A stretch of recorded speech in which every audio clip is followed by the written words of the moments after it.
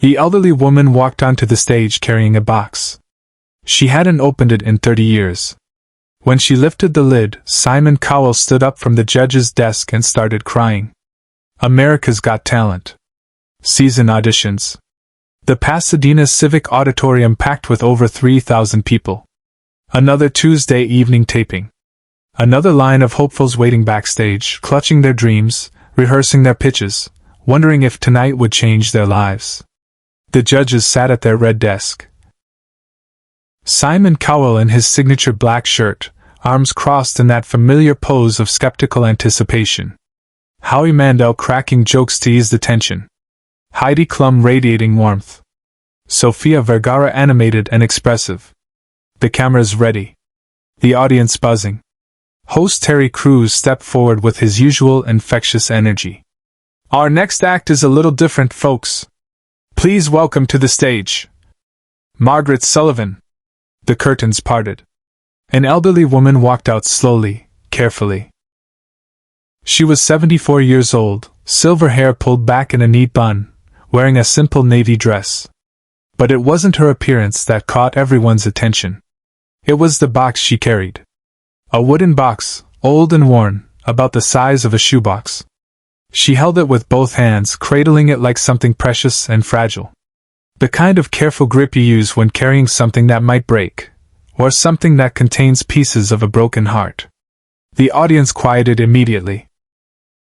There was something about the way she walked, the way she held that box, that commanded reverence. Simon leaned forward slightly, his skeptical expression softening into curiosity. In 20 years of judging talent shows, he'd seen contestants bring props, guitars, costumes, even live animals. But he'd never seen anyone walk on stage carrying something with this much obvious emotional weight. Margaret reached center stage and stopped. Terry approached her gently. Margaret, welcome to America's Got Talent. Can you tell us about yourself? I'm 74 years old, Margaret said, her voice quiet but steady. I'm a widow. My husband Thomas died 30 years ago this month. And I've been carrying this box ever since. She held it up slightly, and the cameras zoomed in.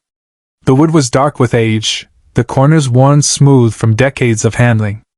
There was a small brass clasp on the front, currently unlocked.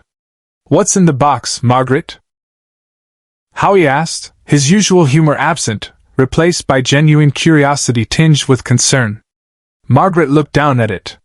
Thomas's voice. His dreams. The song he wrote for me. Everything I couldn't bear to listen to after he died. The studio went completely silent. Simon stopped the show. No one knew what was happening. Simon Cowell uncrossed his arms. He sat up straighter in his chair. Margaret, he said, his voice uncharacteristically gentle, you haven't opened that box in 30 years? No, she said simply. I couldn't. Every time I tried I couldn't do it alone. And what made you decide to open it today? Here? Margaret's eyes filled with tears, but she held her composure. Because Thomas would have wanted to be on this stage. He was a songwriter. A beautiful singer. He dreamed of sharing his music with the world. And then he got sick, and the dream died with him. And I put everything away because it hurt too much to remember. She paused, taking a shaky breath. But last month, my granddaughter asked me, Grandma, did Grandpa ever record his songs? And I realized, I've been keeping his dream locked in this box for 30 years. And that's not what he would have wanted. So I'm here to finally open it. To finally listen. To let his voice be heard. Simon stood up. Not dramatically. Not for effect. He simply rose from his chair, walked around the judge's desk, and moved to the front of the stage. The other judges watched him, surprised. The audience held its breath. Margaret, Simon said, now standing just feet away from her, separated only by the gap between stage and judge's area. Would you like me to be there with you when you open it? The question hung in the air. This wasn't protocol. This wasn't how the show worked. But everyone in that theater understood that something profound was happening. Margaret nodded, tears now flowing freely. Yes. Please. Simon looked at the stagehands. Get me some stairs. Then to the producers in the booth. We're taking our time with this. Don't rush her. Portable steps were quickly brought out.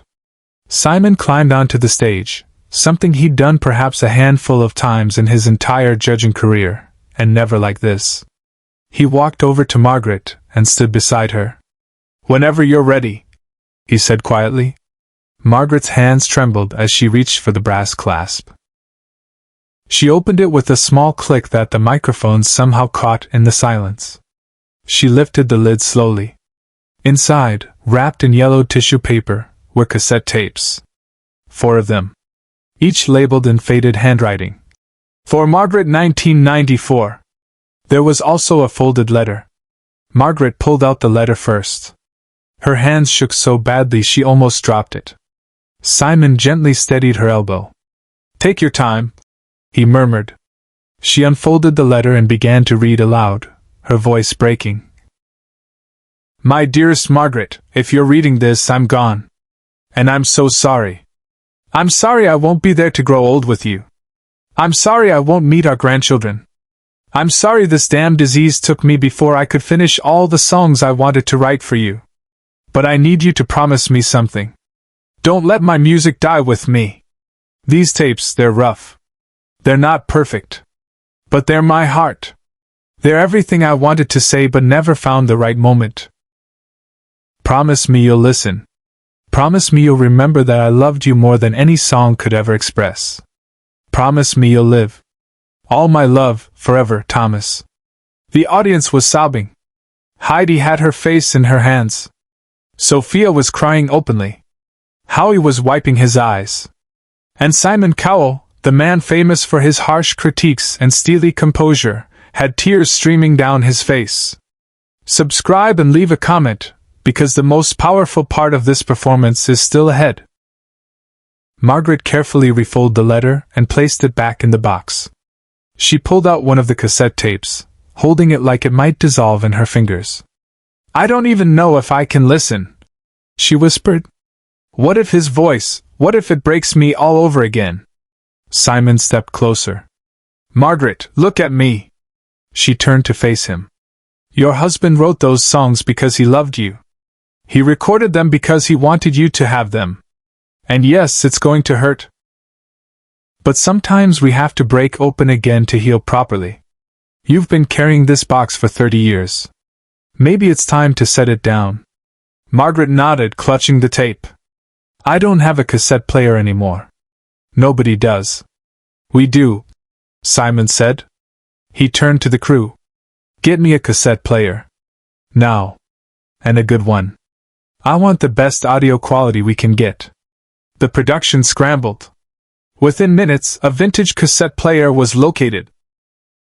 The show kept old equipment for retro-themed acts, and brought onto the stage with a proper sound system connection.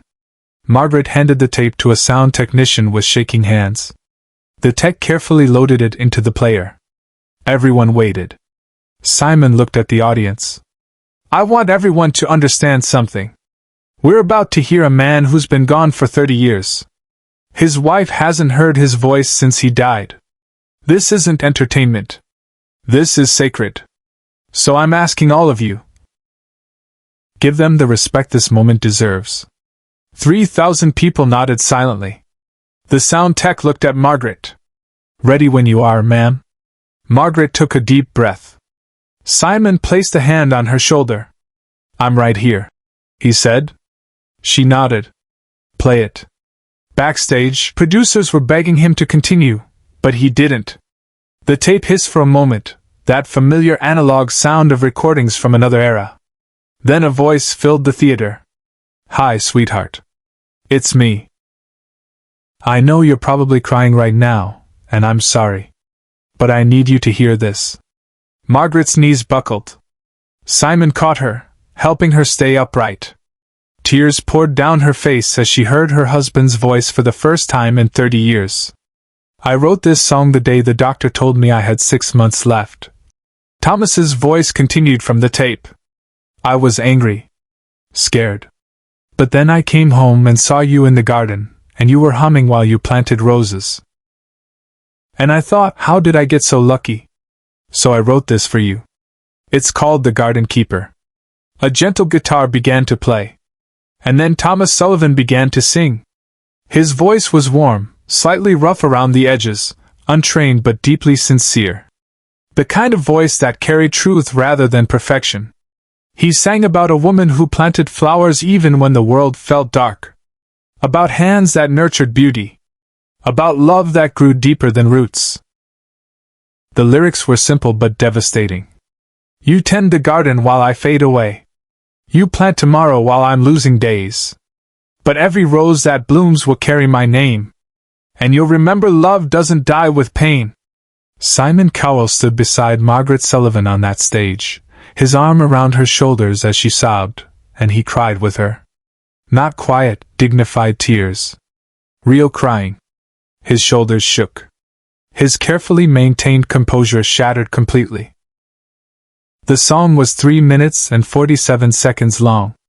The entire theater listened in absolute silence except for the sound of 3,000 people quietly weeping.